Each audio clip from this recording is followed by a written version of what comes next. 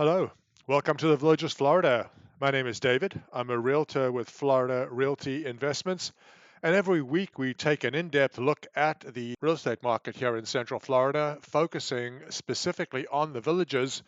If you watch the show, you will not only have a very good idea as to what current market conditions are here, but you'll also have a good sense of long term trends, both price per square foot, number of listings, things of that sort. We also dive into the different areas of the villages. We've broken them into the geographic areas of north, middle, south, and south, and I will show you listings in each of those regions. I'll also show you how the different regions compare to each other.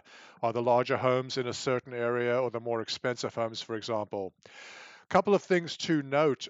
We produce this show every Monday. Make sure that you check the date to ensure you're getting the most recent information. Second, and even more importantly, the Villages has two real estate marketplaces, the VLS and the MLS. The MLS is the same multiple listing service that you're used to from other parts of the country. The VLS is the Village's own internal real estate marketplace. It is the only marketplace on which you will find new homes, but pre existing homes are available both on MLS and on VLS. For that reason, if you're a buyer, you really should have an agent who can show you VLS and MLS properties. If you don't see properties on VLS or on MLS, you are not seeing everything available for sale. Also, if you find this information valuable or helpful, please consider liking or subscribing to the channel. It really helps us with the YouTube algorithm. If you are a buyer and you're trying to find a good deal in the villages, please consider reaching out to me, DavidisinFlorida.com or DavidisinFlorida@gmail.com. Or if you're a seller and you're trying to justify the highest price you can to free your equity in a reasonable period of time, please reach out to me. DavidisinFlorida, either .com or at Gmail. So with that out of the way, let's take a look now at what's happening this week. We start every week by taking a look at the yield on the U.S. government 10-year note. This is the interest rate that mortgage rates track most closely. To give you some perspective as to what interest rates have done since the middle of 2020, that figure you see of 3.98 represents a yield on the 10-year bond of 0.398%. It's hard to remember, but the 10-year bond was yielding less than 0.5% 4 years ago. It's currently yielding close to 4.5%. And looking at this chart, all indications are that interest rates are headed higher. For those who would call me an alarmist, I would point out that the US is borrowing about $1 trillion every 100 days. And even though you may read headlines that say that the US is planning on issuing $1.5 to $2 trillion of new debt this year, that doesn't account for the fact that there's about $10 trillion of debt that is maturing this year that will also have to find a buyer. If interest rates move substantially higher, it's impossible to imagine that real estate prices can hold their current levels. For those who need convincing, this horrifying graph gives you some idea as to affordability nationwide for homes. This graph from John Burns Research and Consulting, the affordability index, takes into account prices, interest rates, taxes, and insurance.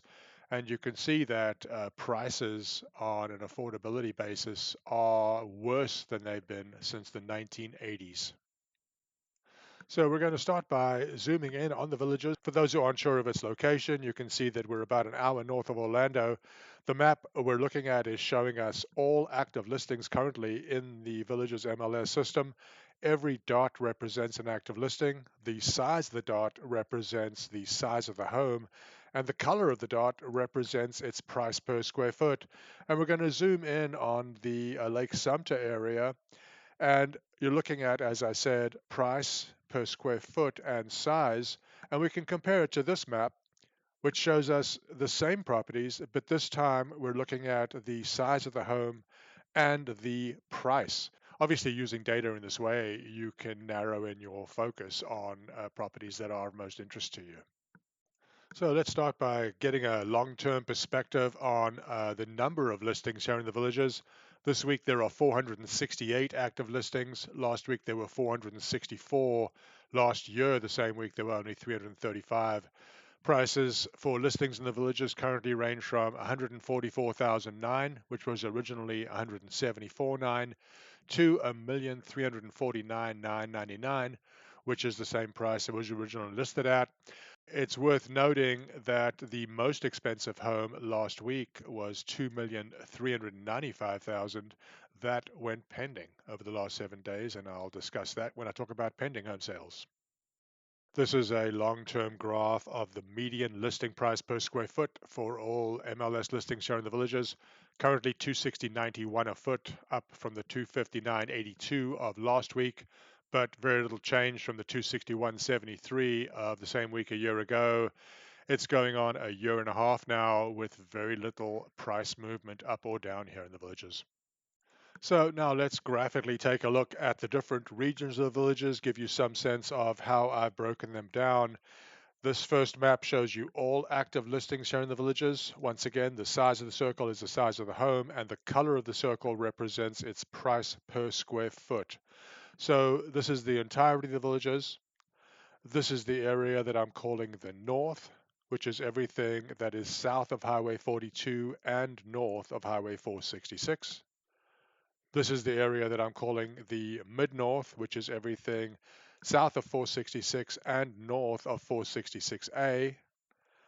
This is everything I'm calling the mid-south, which is everything south of 466A and north of 44.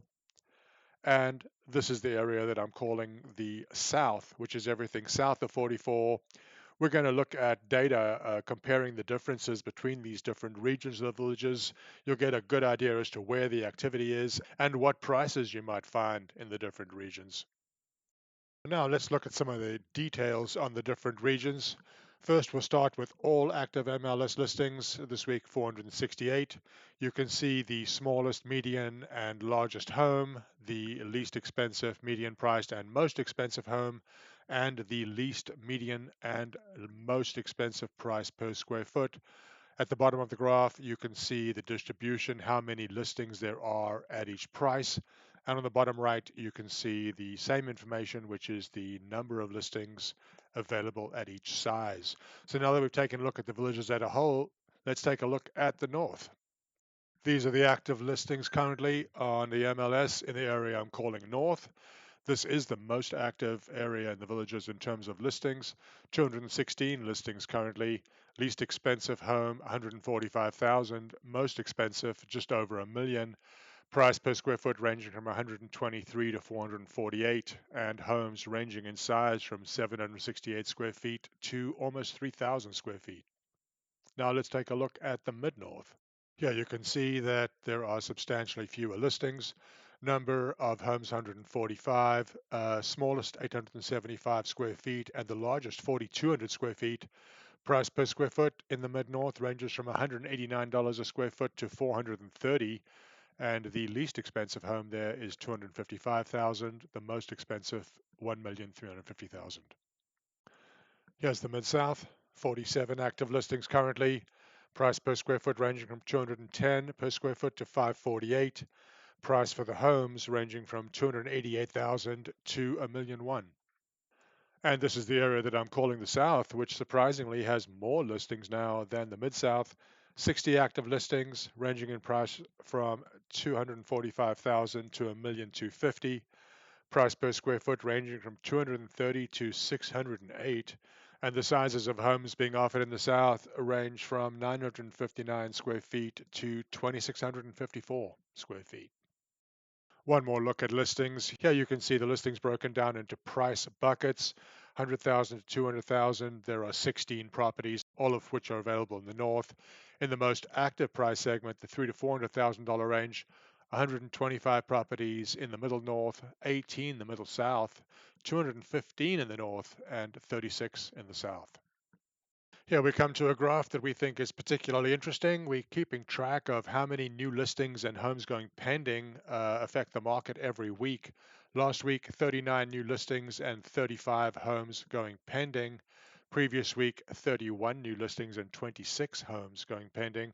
And a year ago, 41 new listings and 46 homes going pending. So last year, there were five more homes being taken off the market than being added to it. Last week and this week, there have been four or five added. And this graph is just a simple subtraction. We're subtracting the number of new listings from the homes going pending. Numbers above the zero line indicate that there are more homes going pending than being listed. This week, that number is negative as it was last week. A year ago, it was positive. Any numbers below the zero line are going to be adding inventory to the market. So before we dive into the pending details, let me give you some facts from last week. There was a home listed here in the Villages for $2,395,000 that went pending at $2,395,000 after 31 days on the market. Another interesting home that went pending last week went pending at $1,395,000, which was reduced from $1,600,000. That was on the market for only 28 days. But this graph is showing us the median for all of the homes that went pending last week. They went pending at a median 247.16 a foot, improving from the 244.09 of the previous week, but we are still down markedly from the levels of a year ago when the prices for the homes going pending was over 260 a foot. And just to reinforce the fact that sellers may be starting to feel some pressure, this is the median price change for the homes that went pending last week. The graph is a 4-week average, but the figures are actual weekly data points. Last week, the median reduction for the homes that went pending was a 6.16% reduction, worse than the 5.52 offered the previous week, and much worse than the 4.89% that was being offered for the homes going pending a year ago. This is a graph that's worth keeping track of. This is maybe one of the first indicators we will get if things slow down here or if the market gets hot. We're looking at the median time on the market for the homes that went pending. Once again, the graph is a 4-week average. The figures are actual weekly data points.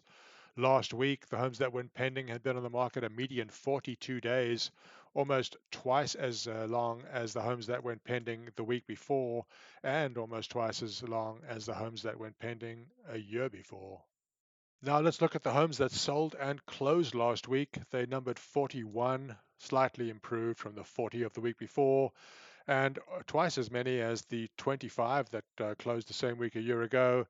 Homes that closed last week ranged in price from 180,000, that was originally 209, to a home for 900,000, that was originally 925,000. We've added this to give some sense of perspective. We're looking at sales per week and we're comparing years. 2022 is in blue, 2023 is in green, and 2024 is in red. You can see that we are through the traditional busiest part of the sales season here, and the market will probably see fewer transactions through the remainder of the year. We also keep track of the long-term trend on the prices realized on the homes closing. Last week, 252 a foot, improved from the 250 of the previous week, and slightly improved from the 251 of a year ago. It's hard to deny that this market has gone nowhere over the last year. This is a headline number, although we only deal with this at the end of every show. We're looking at what percentage of listings have reduced their asking price from the original list price. This week, 56.62% have, compared to 57.76% that had to do so last week. And this compares to only 54% who had reduced their asking price the same week a year ago. And this chart analyzes the percentage of decrease, which this week worsened slightly to a 4.43% decrease for all listings on the MLS compared to 4.32 the previous week. But this is very slightly improved from the 4.78% median decrease that was in effect the same week a year ago. If you're a buyer here in the Villages and you're trying to find a good deal, please consider using our data-driven approach. If you would arrange a Zoom call with us, we can demonstrate exactly how quickly and efficiently this tool can work. Please don't hesitate to reach me at DavidisinFlorida@gmail.com or through our website, DavidisinFlorida.com. We specialize in Central Florida real estate, and if you're a buyer, we will do our utmost to ensure that you find a good deal. And if you're a seller, we will help you maximize your return in a reasonable period of time. Thank you so much for those who've watched the entirety of the show. And if you have any questions about life in the villages, real estate in the villages, or questions about life in Florida generally, please reach out to me at DavidisinFlorida.com. I'll be happy to help.